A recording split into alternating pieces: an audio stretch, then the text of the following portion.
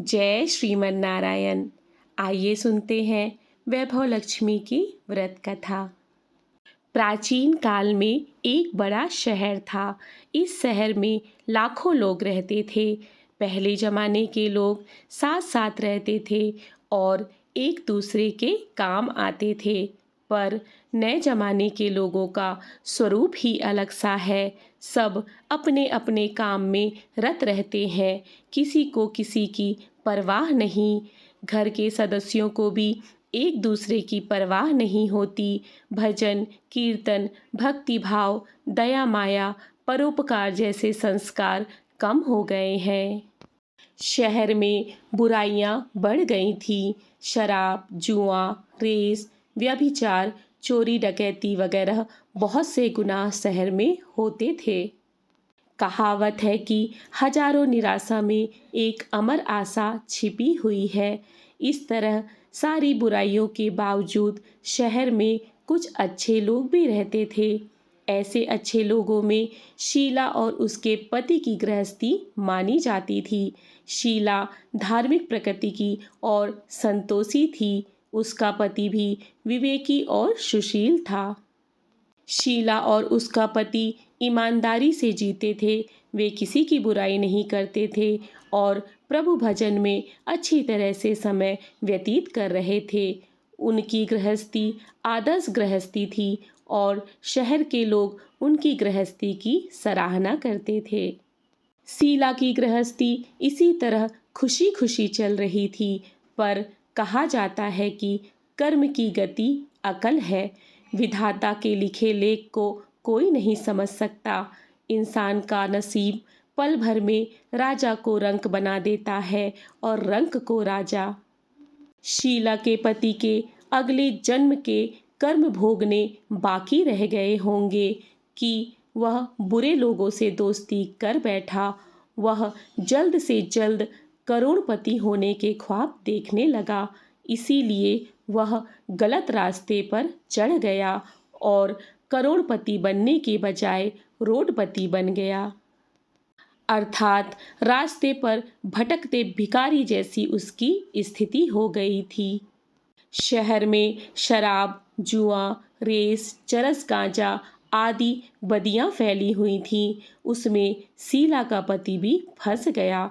दोस्तों के साथ उसे भी शराब की आदत हो गई। जल्द से जल्द पैसे वाला बनने की लालच में दोस्तों के साथ रेस जुआ भी खेलने लगा। इस तरह बचाई हुई धनराशि पत्नी के कहने सब कुछ ड्रेस और जुए में गंवा दिया। इसी तरह एक वक्त ऐसा भी आया था कि वह सुशील पत्नी शीला के साथ मजे में रहता था और प्रभु भजन में सुख शांति से वक्त व्यतीत करता था। उसके बजाय घर में दरिद्रता और भूखमरी फैल गई। सुख से खाने की बजाय 2 वक्त के भोजन के लाले पड़ गए और शीला को पति की गालियां खाने का वक्त आ गया था। शीला सुशील और संस्कारी स्त्री थी। उसको पति के वर्ताव से बहुत दुख हुआ, किंतु वह भगवान पर भरोसा करके बड़ा दिल रखकर दुख सहने लगी। कहा जाता है कि सुख के पीछे दुख और दुख के पीछे सुख आता ही है। इसीलिए दुख के बाद सुख आएगा, ऐसी श्रद्धा के साथ शीला प्रभु भक्ति में लीन रहने लगी। इसी तरह शीला असहाय दुख सहते सहते प्रभु भक्ति में वक्त बिताने लगी। अचानक एक दिन दोपहर में उसके द्वार पर किसी ने दस्तक दी। शीला सोच में पड़ गई कि मुझ जैसे गरीब के घर इस वक्त कौन आया होगा। फिर भी द्वार पर आए हुए अतिथि का आदर करना चाहिए, ऐसे आर्य धर्म के संस्कार वाली शीला ने खड़े होकर द्वार खोला। देखा तो एक माजी खड़ी थी। वे बड़ी उम्र की लगती थीं, किंतु उनके चेहरे पर अलौकिक तेज निखर रहा था। उनकी आंखों में से मानो अमृत बह रहा था। उनका भव्य चेहरा करुणा और प्यार से छलकता था। उनको देखते ही शीला के मन में अपार शांति छा गई।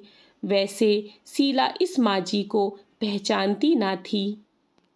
फिर भी उनको देखकर शीला के रोम रोम में आनंद छा गया।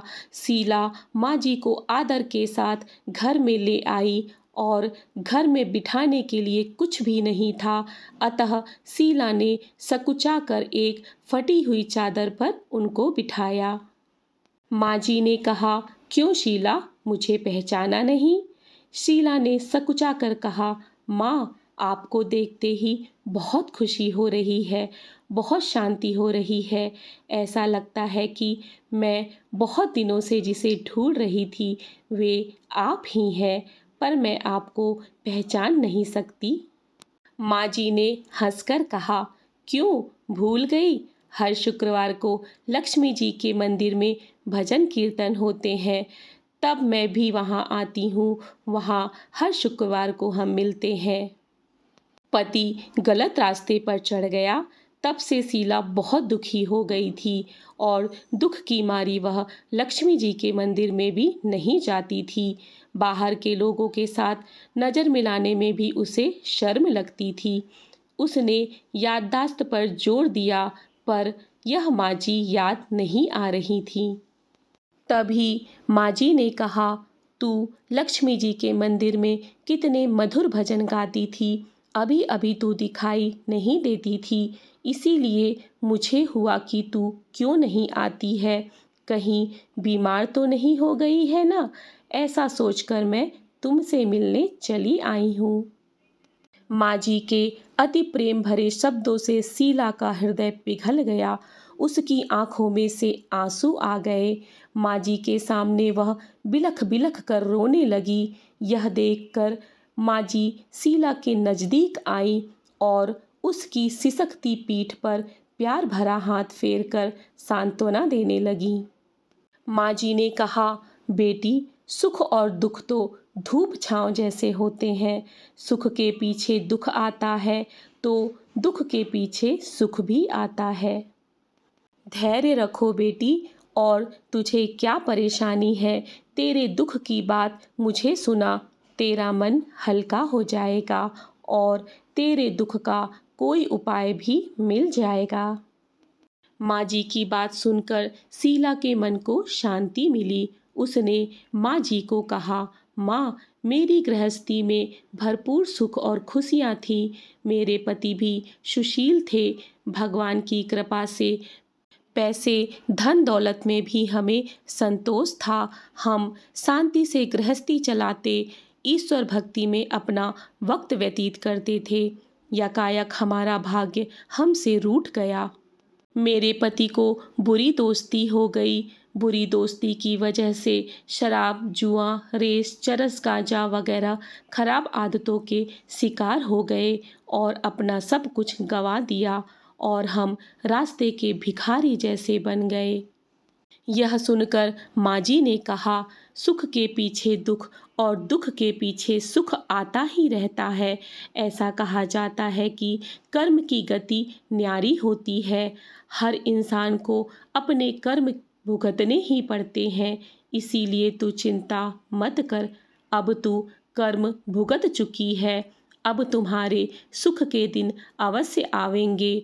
तू तो माँ लक्ष्मी जी की भक्त है। माँ लक्ष्मी जी तो प्रेम और करुणा की अवतार है। वे अपने भक्तों पर हमेशा ममता रखती हैं। इसीलिए तू धैर्य रख के माँ लक्ष्मी जी का व्रत कर, इससे सब कुछ ठीक हो जाएगा।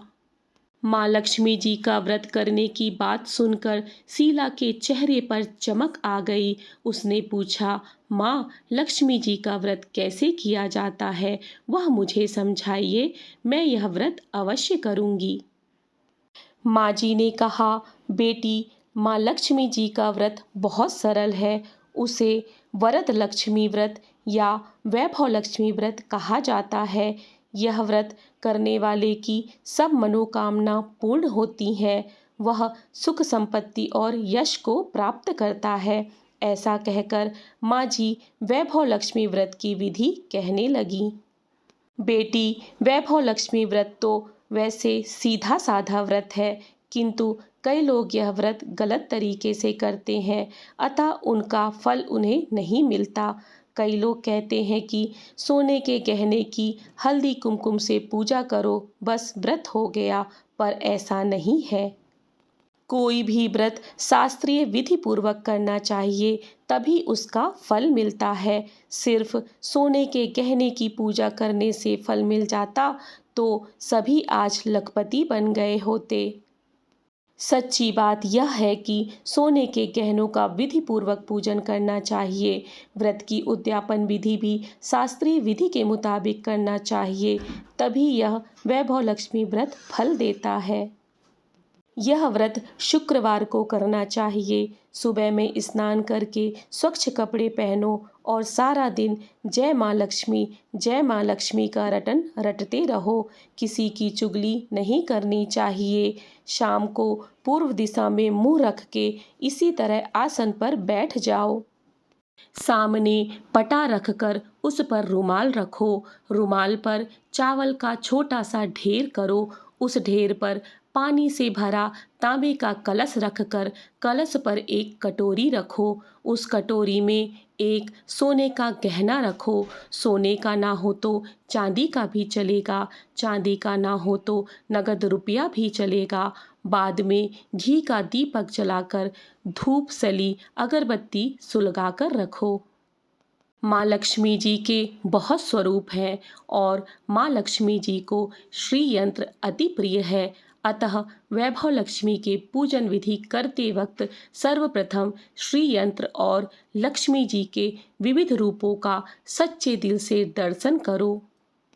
उसके बाद लक्ष्मी स्तवन का पाठ करो। बाद में कटोरी में रखे हुए गहने या रुपये को हल्दी कुमकुम और चावल चढ़ाकर पूजा करो और लाल रंग के फूल चढ़ाओ। शाम को कोई मीठी चीज बनाकर उसका प्रसाद रखो। ना हो सके तो शक्कर या गुड़ भी ले सकते हो। फिर आरती करके 11 बार सच्चे हृदय से जय माँ लक्ष्मी बोलो। बाद में 11 या 21 शुक्रवार तक यह व्रत करने का दृढ़ संकल्प माँ के सामने करो और आपको जो मनोकामना हो वह पूरी करने को माँ लक्ष्मी जी से विनती करो। फिर माँ लक्ष्मी का प्रसाद बांट दो और थोड़ा प्रसाद अपने लिए रखो। अगर आप में शक्ति हो तो सारा दिन उपवास रखो और सिर्फ प्रसाद खाकर शुक्रवार का व्रत करो। ना शक्ति हो तो एक बार शाम को प्रसाद ग्रहण कर सकते हो। उस समय खाना खा लो। अगर थोड़ी भी शक्ति ना हो तो 2 बार भोजन कर सकते हो। बाद में कटोरी में रखा गहना या रुपया ले लो। कलश का पानी तुलसी की क्यारी में डाल दो और चावल पक्षियों को डाल दो। इसी तरह शास्त्रीय विधि के अनुसार व्रत करने से उसका फल अवश्य मिलता है। इस व्रत के प्रभाव से सब प्रकार की विपत्ति दूर होकर आदमी माला माल हो जाता है। संतान ना हो तो संतान प्राप्ति होती है। सौभाग्यवती स्त्री का सौभाग्य अखंड रहता है। कुंवारी लड़की को मन भावन पति मिलता है। शीला यह सुनकर आनंदित हो गई। फिर पूछा, माँ, आपके वैभव लक्ष्मी व्रत की जो शास्त्रीय विधि बताई है वैसे मैं अवश्य करूँगी, किंतु इसकी उद्यापन विधि किस तरह करनी चाहिए यह भी कृपा करके सुनाइए। माँ जी ने कहा, 11 या 21 जो मन्नत मानी हो उतने शुक्रवार यह वैभव लक्ष्मी व्रत पूरी श्रद्धा और भावना से करना चाहिए। व्रत के आखिरी दिन शुक्रवार को जो शास्त्रीय विधि के अनुसार उद्यापन विधि करनी चाहिए वह मैं तुझे बताती हूँ। आखिरी शुक्रवार को खीर या नैवेद्य रखो। पूजन विधि हर शुक्रवार को करते हैं वैसी ही करनी चाहिए। पूजन विधि के बाद श्रीफल फोड़ो और कम से कम 7 कुंवारी या सौभाग्यशाली स्त्रियों को कुमकुम का तिलक करके वैभव लक्ष्मी व्रत की एक एक पुस्तक उपहार में देनी चाहिए। और सबको खीर का प्रसाद देना चाहिए। फिर धन लक्ष्मी स्वरूप, वैभव लक्ष्मी स्वरूप माँ लक्ष्मी जी की छवि को प्रणाम करें। माँ लक्ष्मी जी का यह स्वरूप वैभव देने वाला है। प्रणाम करके मन ही मन भावुकता से माँ की प्रार्थना करते वक्त कहें कि हे माँ धन लक्ष्मी, हे माँ वैभव लक्ष्मी, मैंने सच्चे हृदय से आपका वैभव लक्ष्मी व्रत पूर्ण किया है। तो हे माँ, हमारी जो मनोकामना है पूर्ण करो, हमारा सबका कल्याण करो। जिसे संतान ना हो उसे संतान देना, सौभाग्यशाली स्त्री का सौभाग्य अखंड रखना, कुंवारी लड़की को मन भावन पति देना। आपका यह चमत्कारी वैभव लक्ष्मी व्रत जो करे उसकी सब विपत्ति को दूर करना, सबको सुखी करना। हे माँ, आपकी महिमा अपरंपार है। इसी तरह माँ से प्रार्थना करके माँ लक्ष्मी जी का धन लक्ष्मी स्वरूप को भाव से वंदन करो। माँ जी के पास से वैभव लक्ष्मी व्रत की शास्त्रीय विधि सुनकर शीला भाव विभोर हो उठी। उसे लगा मानो सुख का रास्ता मिल गया। उसने आंखें बंद करके मन ही मन उसी क्षण संकल्प लिया कि हे वैभव लक्ष्मी माँ, मैं भी माँ जी के कहे के अनुसार श्रद्धापूर्वक शास्त्रीय विधि से वैभव लक्ष्मी व्रत 21 शुक्रवार तक करूंगी और व्रत की शास्त्रीय विधि के अनुसार उद्यापन विधि भी करूंगी। शीला ने संकल्प करके आंखें खोली तो सामने कोई न था। वह विस्मित हो गई कि माँ जी कहाँ गई। यह माँ जी और कोई नहीं, साक्षात लक्ष्मी जी ही थी। शीला लक्ष्मी जी की भक्त थी, इसीलिए अपने भक्त को रास्ता दिखाने के लिए माँ लक्ष्मी देवी माँ जी का स्वरूप धारण करके शीला के पास आई थीं। दूसरे दिन शुक्रवार था। सवेरे स्नान करके स्वच्छ कपड़े पहनकर शीला मन ही मन श्रद्धा से और पूरे भाव से जय माँ लक्ष्मी, जय माँ लक्ष्मी का मन ही मन रटन करने लगी। सारा दिन किसी की चुगली नहीं की। शाम हुई तब हाथ पांव मुंह धोकर शीला पूर्व दिशा में मुंह करके बैठ गई। घर में पहले तो सोने के बहुत से गहने थे, पर पतिदेव ने गलत रास्ते पर चलकर सब गिरवी रख दिए थे। पर शीला के नाक की चुन्नी बच गई थी, अर्थात नाक की नथ। नाक की चुन्नी निकालकर उसे धोकर शीला ने कटोरी में रख दी। सामने पाटे पर रुमाल रखकर मुट्ठी भर चावल का ढेर किया। उस पर तांबे का कलश पानी भरकर रखा। उसके ऊपर नथ वाली कटोरी रखी। फिर माँ जी ने कही थी वह शास्त्रीय विधि अनुसार वंदन स्तवन पूजा वगैरह किया और घर में थोड़ी शक्कर थी, वह प्रसाद में रखकर वैभव लक्ष्मी का व्रत किया। यह प्रसाद पहले पति को खिलाया। प्रसाद खाते ही पति के स्वभाव में फर्क पड़ गया।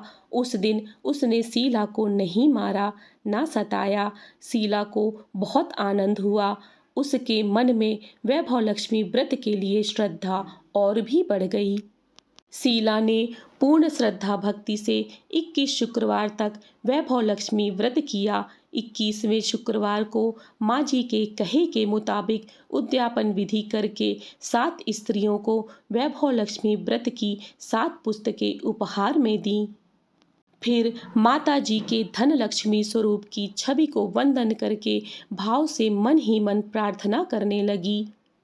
हे माँ धन लक्ष्मी, मैंने आपका वैभव लक्ष्मी व्रत करने की मन्नत मानी थी, वह व्रत आज पूर्ण किया है।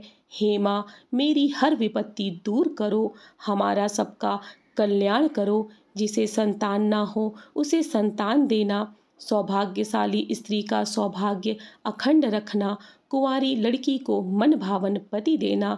जो कोई आपका यह चमत्कारी वैभव लक्ष्मी व्रत करे उसकी सब विपत्ति को दूर करना, सबको सुखी करना। हे माँ, आपकी महिमा अपार है। ऐसा बोलकर लक्ष्मी जी के धन लक्ष्मी स्वरूप की छवि को प्रणाम किया।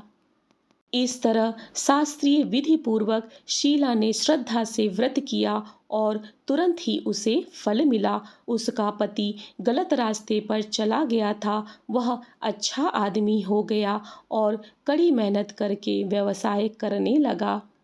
माँ लक्ष्मी जी के वैभव लक्ष्मी व्रत के प्रभाव से उसको ज़्यादा मुनाफा होने लगा। उसने तुरंत शीला के गिरवी रखे गहने छुड़वा लिए। घर में धन की बाढ़ सी आ गई।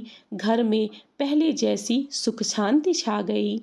वैभव लक्ष्मी व्रत का प्रभाव देखकर मोहल्ले की दूसरी स्त्रियां भी शास्त्रीय विधि पूर्वक वैभव लक्ष्मी व्रत करने लगीं। हे माँ धनलक्ष्मी, आप जैसे शीला पर प्रसन्न हुई, उसी तरह आपका व्रत करने वाले सब पर प्रसन्न होना, सबको सुख शांति देना। जय धनलक्ष्मी माँ, जय वैभव लक्ष्मी माँ। इति श्री वैभव लक्ष्मी व्रत कथा। इसी तरह की व्रत कथा, पौराणिक कथा कहानियों और धार्मिक जानकारी के लिए मेरे चैनल को सब्सक्राइब करें। मिलते हैं अगली जानकारी के साथ। जय श्री कृष्णा। राधे राधे।